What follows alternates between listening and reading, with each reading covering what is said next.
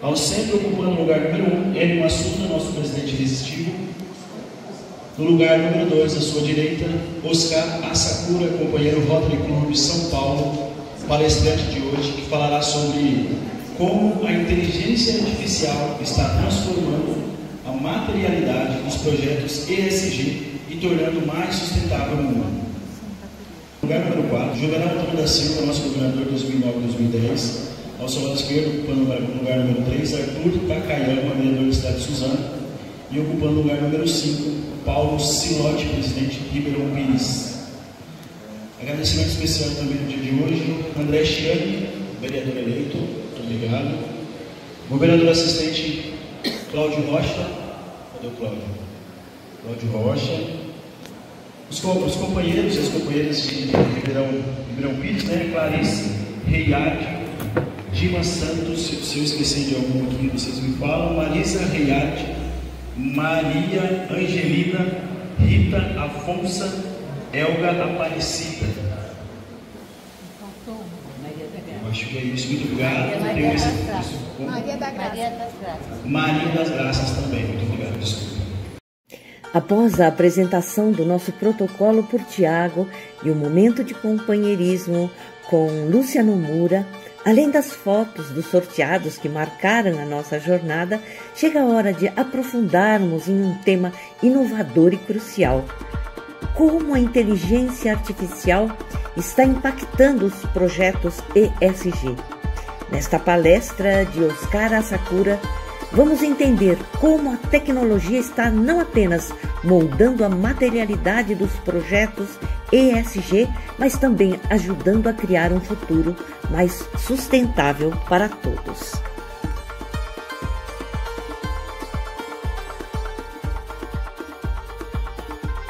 Olá a todos, meu nome é Oscar, gostaria de cumprimentar a todos em nome do ENE que me convidou, das todas as autoridades que aqui estão presentes. Estou assim bastante honrado de estar aqui. Eu fui casado há muito tempo com Mogiana, né? Eu acabei divorciando, mas eu sempre ouvi falar de tanto de Suzano como Itaquá também, mas nunca tive. Então é um grande prazer. Eu gostaria realmente que hoje vocês pudessem aproveitar um pouco daquilo que é um conhecimento que talvez eu tenha, e foi por sorte, né, que eu tenho esse conhecimento e que tenha uma reflexão. Eu acho que o Rotary também está precisando de fazer uma reflexão. Então eu vou começar falando de quem eu sou. Como eu vou falar. Na verdade, eu sou uma pessoa completamente fora da caixa. Eu não deveria estar existindo, né? Por que eu falo isso? Primeiro porque eu sou nascido aqui no Brasil de uma família que veio totalmente japonês. Eu sou o único que nasceu aqui, mas é o único que teve a chance de estudar no Japão, aos 5 anos de idade. E aí eu fiz 6 anos da educação japonesa, e apesar de eu parecer aparentemente novo, mas eu tenho 62 anos, então eu estou falando de 1967, quando eu fui para o Japão. E isso foi uma coisa muito diferente, né? Porque no Japão, não sei se vocês sabem que antes da guerra, o Japão era exatamente o que a gente conheceu da história ocidental. Tinha feudalismo também no Japão. Então existia uma casta de sociedade, e ao acaso meus pais eram da casta superior. O que é a casta superior? Aqui que representa 1%, que eram latifundiários. E aí o que aconteceu? O Japão perdeu a guerra. E quando perdeu a guerra, os Estados Unidos imediatamente falou que o Japão precisava o quê? Renascer. E com isso foi feito aquilo que muita gente até hoje em dia se discute muito, uma questão chamada reforma agrária. Isto é, pegar esses senhores feudais e dividir. Tanto meu pai como minha mãe, assim como 3 irmãos, no qual eu tenho somente uma agora, Eles vieram de uma família muito rica. E o advento da guerra fez com que eles perdessem absolutamente tudo. Meu pai era matemático de uma universidade chamada Universidade de Tóquio, para quem conhece o Japão, é correspondente aqui ao USP, eu vi também. E a minha mãe, naquela época, fez uma faculdade chamada de Economia Doméstica. O que é economia doméstica? Era para ser o quê? Princesa. E de um dia para o outro, perderam tudo. E vieram para cá. E por que eu tive sorte, né? Porque meu pai desapareceu da nossa vida. E aí eu fui para o Japão, obrigado, porque minha mãe não conseguia sustentar 4 filhos que ela tinha. Então me levou, junto com meu irmão, que nasceu cego e epilético. E aí eu fui para lá, e de novo, ao acaso eu fui estudar lá. Foi a melhor coisa que aconteceu na minha vida. Porque no Japão, todas as pessoas recebem um instrumento chamado gaita. No primeiro ano, no segundo ano é flauta doce, no terceiro ano uma coisa chamada escaleta, não sei se vocês conhecem, que é um instrumento de sopro que tem teclado, e assim por diante. Eu tive chance de fazer teatro, então não é à toa que eu consigo falar com um pouquinho mais de facilidade no público. Eu tive aula de desenho, porque eu não sou péssimo em desenho, e assim por diante. Aí, por sorte, meu pai reapareceu na minha vida, eu não sei por que razão, eu não perguntei isso para minha mãe, mas ela quis voltar para cá. Também por sorte, então você vê que eu sou bastante sortudo nas coisas, apesar de quem ouve minha família, tem gente que fala, puta, isso está parecendo novela coreana que tem novo, que está em voga hoje e todo mundo quer chorar. É pelo contrário. Quando eu voltei para cá, não sei se vocês sabem que no Japão, o ensino fundamental que a gente compreende de 9 anos, que são 6 anos do ensino fundamental 1, mais 3, que atualmente aqui no Brasil também ele é obrigatório. Isto é, os pais que não colocarem os filhos preso, totalmente gratuito. Vocês podem achar que o quê? Quando algum governo aqui falou de progressão continuada era um absurdo, mas lá é progressão continuada. Eu era o maior vagabundo, ia passando normalmente. E ainda por cima totalmente gratuito.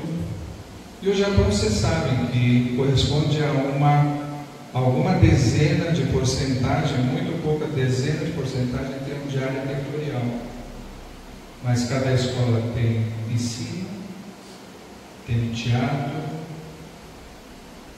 tem uma escola parecida com também alguns governos já tentaram fazer, o tal do SEI, que é aquela grandeza dentro de um país. Voltei para cá, era vagabundo, mas eu descobri que aqui repetia, então eu precisava estudar, comecei a estudar aqui nem um pouco. Acabei conseguindo fazer o que é uma das melhores escolas de engenharia do país. Fiz mestrado e doutorado numa área chamada vida artificial. Alguém já ouviu falar de vida artificial? Não, né? Academicamente falando, nós já estamos o quê? Discutindo como é criar a vida artificialmente. Então, hoje, quando eu falo de inteligência artificial, que eu tinha certeza absoluta de que eu, nesta vida, não ia ver isso funcionar. Eu tinha certeza, até dia 31 de dezembro de 2023, isto é exatamente 11 meses atrás, eu tinha certeza que eu não ia ver. E de repente, dia 1º de janeiro de 2024, isso virou o quê? Virou assunto de boteco. Quem não fala de inteligência artificial está fora do mercado. Então, pelo menos finja. Inteligência artificial significa inteligência artificial. Isto é, ser humano tentando, certo? Simular aquilo que eu chamo de inteligência. E para muita gente aqui, acha que isso é uma coisa nova. Pelo contrário, gente, ser humano é um bicho bobo. A inteligência artificial, teoricamente falando, vocês sabem em que ano foi resolvido isso? 1954. 70 anos atrás. E hoje nós estamos usando, não é isso? Eu que estudo isso, se hoje estivermos usando 1% da capacidade dele, é muito. 1%.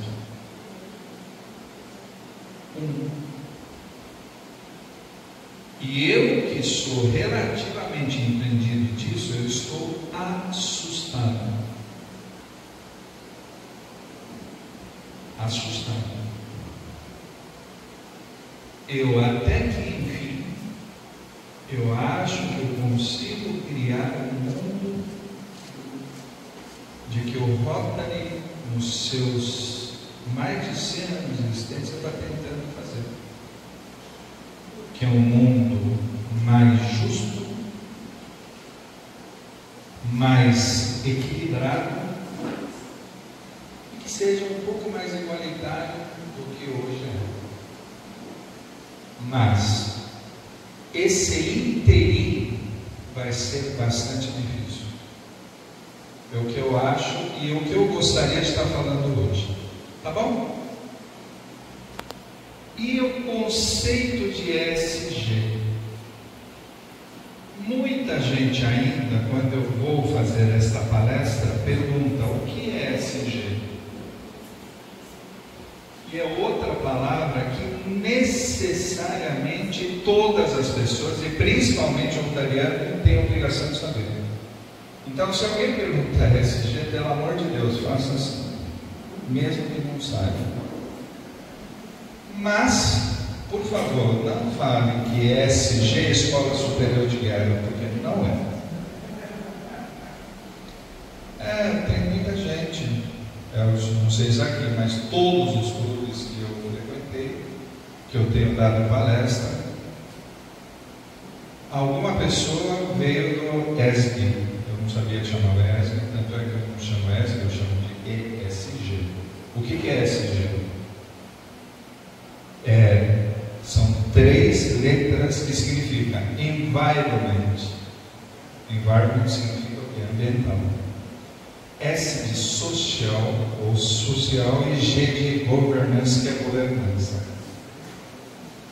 Por incrível que pareça, quando a gente fala de questões ambientais, ainda existem gente que acha que o que? Questão ambiental é uma ficção científica.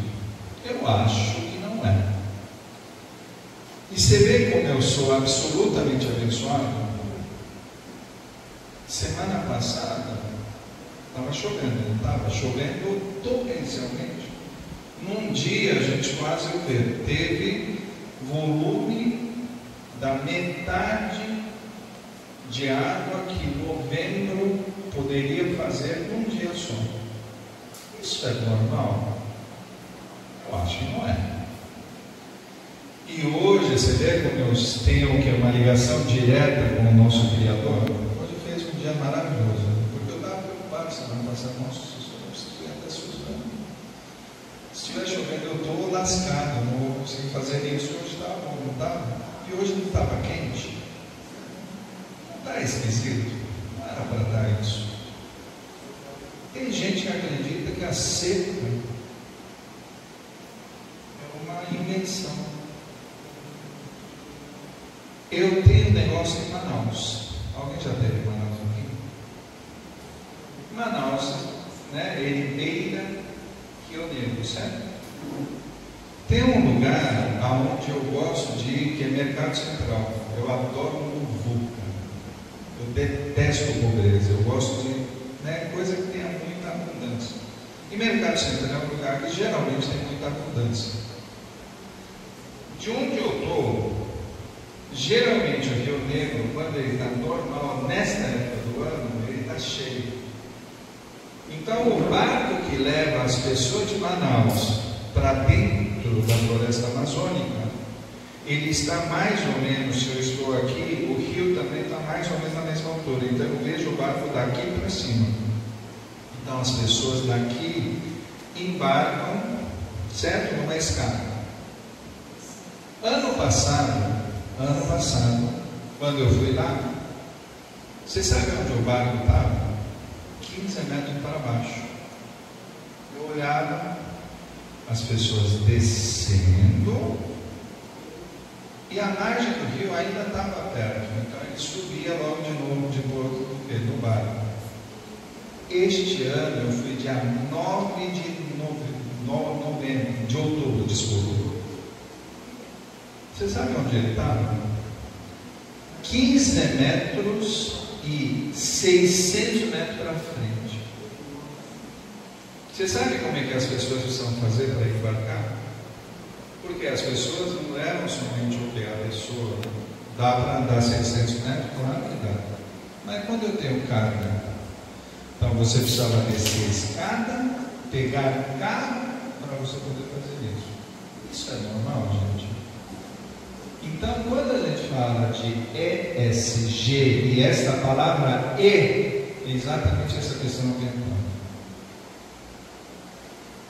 E as pessoas acham que isso, inclusive no meu clube, no qual é minha segunda vinda pelo Rotary, tá? Aos 29 anos de idade, eu fui convidado por um judeu que eu conheci ao acaso. Por que eu gosto tanto de Rotary? Porque o Rotary é ao acaso.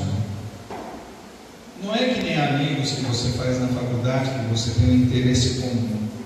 Aqui eu não tenho nada, né? Eu sou apresentado como, ainda falei, boa noite, o seu companheiro. Eu falei, cara, você faz o quê? Você nem conhece o cara e de repente virou amigo justamente porque não tem interesse nenhum. Amizade é isso, né? Então, quando eu conheci o meu primeiro padrinho, que era um judeu, eu conheci na Praia do Forte ao acaso. Na minha vida é tudo ao acaso, tudo. E ele falou assim: puxa, você tem cara de rotariano. Eu falei, o quê? Você tem cara de rotariano. Eu falei, puxa vida, que legal, o que é Rotary? Eu não sabia nada. Ele falou, eu vou te convidar para entrar, tá bom? Passaram uns 3 meses e eu recebi o quê? Dizendo que eu precisava ser entrevistado para quem é do 4.563, antigo, né, 460? Não. 461. Tinha um governador chamado Hugo Maia de Arruda Pereira, no qual o tio dele, que foi o governador, foi o presidente do Rotary International, foi ele que veio me entrevistar. E acabei entrando. Primeira pessoa que veio me cumprimentar foi Antônio Emílio de Moraes. Eu tinha 29 anos, não sabia nem o que falar, estava gaguejando. Ele falou, prazer, Antônio Emílio de Moraes. Eu falei,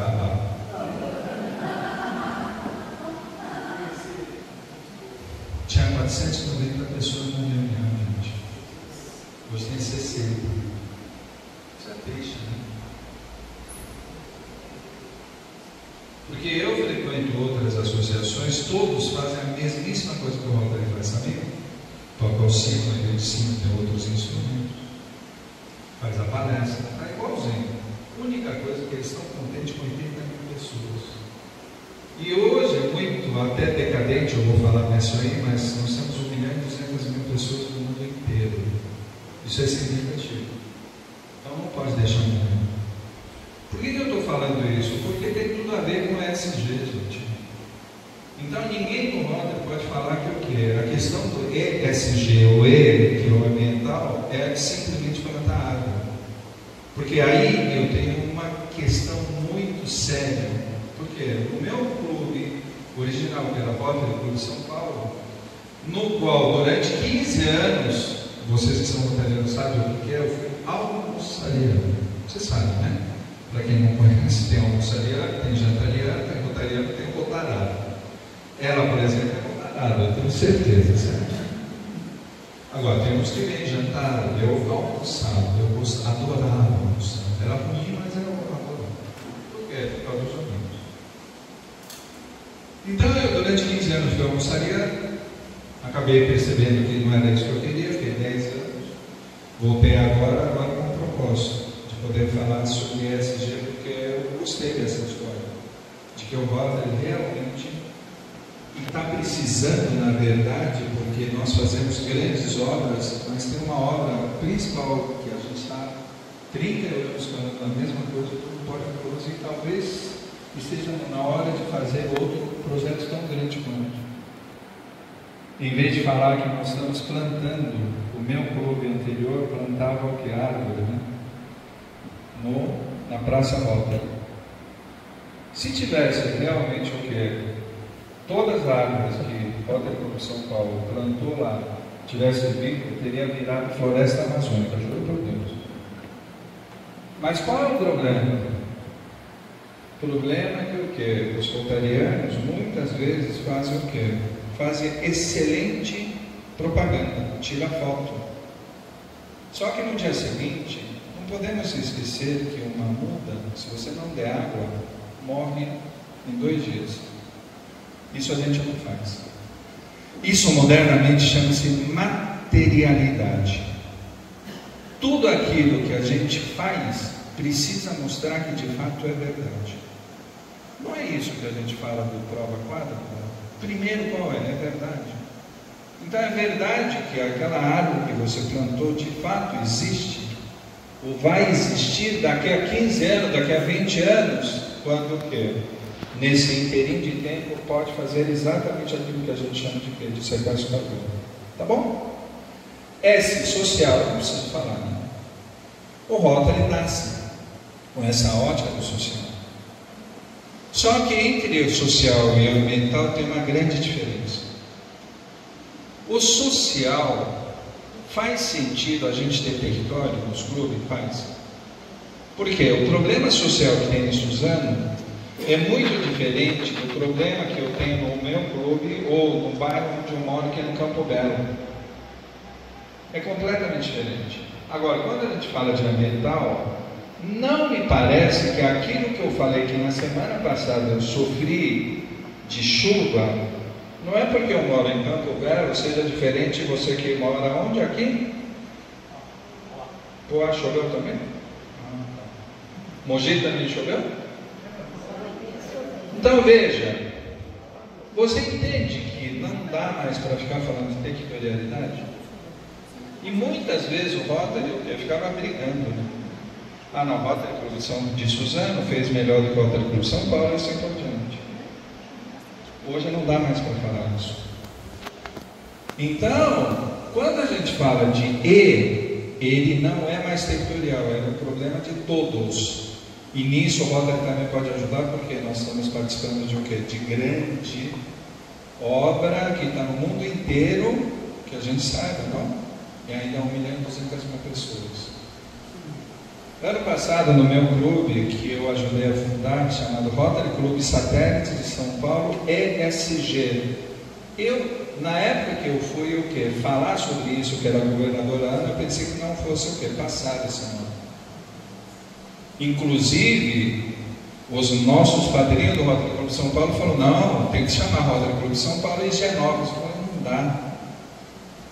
Porque eu não consigo fazer o que? Plantio de árvores só em Higienópolis. Eu não quero que o Higienópolis vire uma floresta o que? Amazônica. Então eu falei ESG e eles aceitaram, por incrível que pareça. Eu falei, nossa, o Rotary está modernizando. E ano passado eu consegui plantar 20 árvores, 20 mudas no primeiro, depois 100. E este ano eu lancei 1.000, ano que vem eu quero 10.000, no outro ano 100.000 e no outro ano 1 milhão de mudas. Parece difícil, não? Nós não estamos falando que hoje, com toda a escassez do Rotary, nós não estamos falando de 1.200.000 pessoas. Então, se você plantar uma árvore, você, todos que têm o distintivo do Rotary, no mundo inteiro é 1.200.000. Se você multiplicar 2, é 2.400.000 e assim por diante, tá certo? Então, não é impossível de fazer, pelo contrário, ele está muito próximo da gente. É uma questão de querer fazer. E a questão de governança? Aí que precisamos tomar cuidado. O que é governança, afinal das contas? Que a gente ouve falar, não? Principalmente aqui presentes os políticos, uma das grandes problemas que as políticas os políticos estão enfrentando é a questão da governança, é a questão de transparência. E eu defendo a minha área, que é tecnológica. Não há outra forma de você fazer o que? Governança nesses projetos se você não usar o que? Tecnologia. Imagina se eu plantar, tomara que seja verdade, que daqui a 3 anos, cada rotariano, que eu espero que tenha 1,5 milhão, resolva plantar uma árvore. Vai ter 1.500.000 árvores espalhadas no mundo inteiro, não é isso? Como é que você vai acompanhar isso? Não dá para pedir para cada um, até posso. Mas se eu tiver um drone, eu posso facilitar um pouco mais a vida. E não só drone. Vocês já ouviram falar de uma coisa chamada RFID? O que é RFID? Radio Frequency Identification, identificação por radiofrequência. Puxa, é a primeira vez que eu escutei. Mentira, porque no carro de vocês têm isso. Que é o que? Sem parar. Sem parar é nada mais do que uma etiqueta que você coloca, e na hora que vocês estão passando embaixo da etiqueta, não sei se para quem está vendo, tem lá em cima o que? Uma coisa, uma leitura, e aquele que dá uma onda eletromagnética, ele energiza o tag e volta o quê? Dizendo que aquele carro pode passar. É a mesma coisa que eu posso colocar, e eu coloco no nosso projeto, em cada muda vai uma placa de RFID, para que o quê? Um drone possa identificar cada árvore, o que está acontecendo. E o IA, para que serve? Justamente porque nesse drone também nós estamos colocando uma câmera hiperespectral. Alguém já ouviu falar? É muito legal, viu? Câmera hiperespectral é o seguinte: todo ser vivo respira ou ele troca gases, certo? Apesar de nosso olho a gente não conseguir ver, se eu pegar esse garotão bonito, ele tem um espectro ao redor dele. E a câmera hoje consegue pegar isso. E se eu conseguir o quê? Através de inteligência artificial, eu sei exatamente a quantidade de gás carbônico, por exemplo, que ele está emanando. Se eu sei fazer isso para respiração, eu posso fazer isso para a planta que faz o quê? Fotossíntese durante o dia, que é exatamente o que? Ele é o único que consegue pegar o que? Gás carbônico e transformar em oxigênio. Não é só água, é alga também. Tá bom? Então, essa câmera espectral, que é do nosso descendente japonês, do Japão, ele mede taxa de fotossíntese. Com isso, a gente consegue de fato falar, puxa vida, a gente pode o quê? Fazer sequestro de carbono. Já que nós estamos falando de sequestro de carbono, algumas informações importantes, tá bom? Primeiro, nós respiramos, certo? Então nós somos o quê? Poluidores, não sei se você sabe. Quando a gente fala de quê? De questões de climática, nós estamos falando de efeito estufa, certo? E um dos gases mais o quê? Poluentes tem o gás carbônico. Então, uma das soluções, sabe qual é? É matar todo mundo, todos os seres humanos, para não respirar. Não dá, né? Quantas toneladas de gás carbônico o senhor emite por ano? Alguém sabe? Não? 7 toneladas. Tá bom? 7 toneladas de gás carbônico por ano que a gente faz só por respiração.